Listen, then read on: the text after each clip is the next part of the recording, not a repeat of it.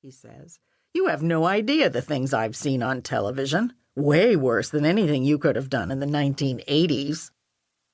Johnny haunts me, I think, because he can't rest without answers.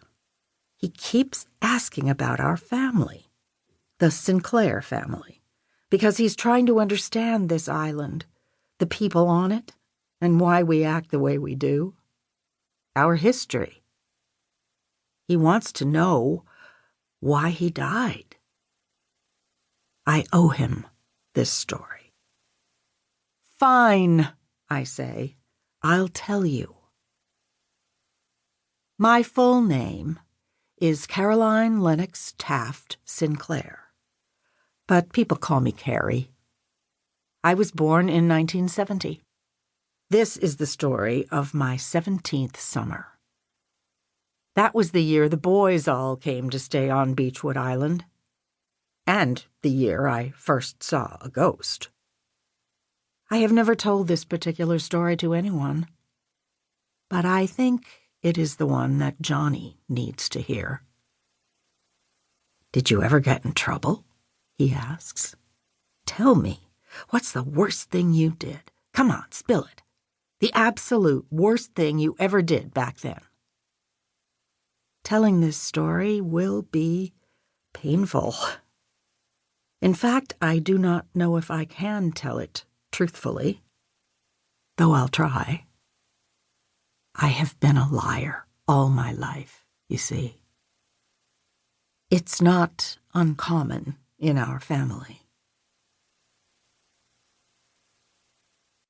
Part 2. 4 Sisters. Chapter 2.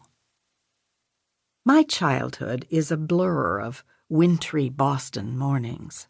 My sisters and I bundled in boots and itchy wool hats.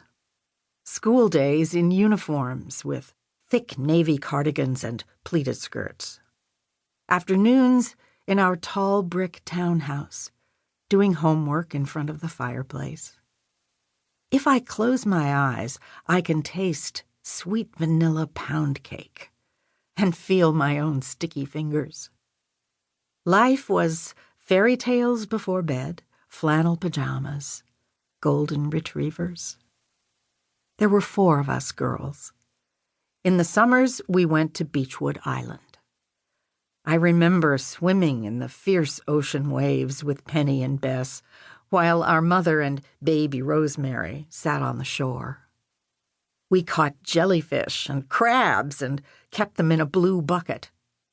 Wind and sunlight, small quarrels, mermaid games and rock collections.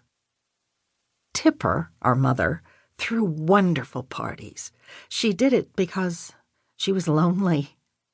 On Beechwood, anyway. We did have guests, and for some years my father's brother, Dean, and his children were there with us. But my mother thrived at charity suppers and long lunches with dear friends.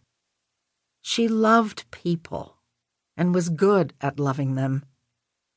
Without many around on the island, she made her own fun, having parties even when we hadn't anybody visiting. When the 4 of us were little, my parents would take us to Edgartown each 4th of July. Edgartown is a seafaring village on the island of Martha's Vineyard, all white picket fences. We'd get deep-fried clams with tartar sauce in paper containers and then buy lemonade from a stand in front of the old Whaling Church. We'd set up lawn chairs, then eat as we waited for the parade.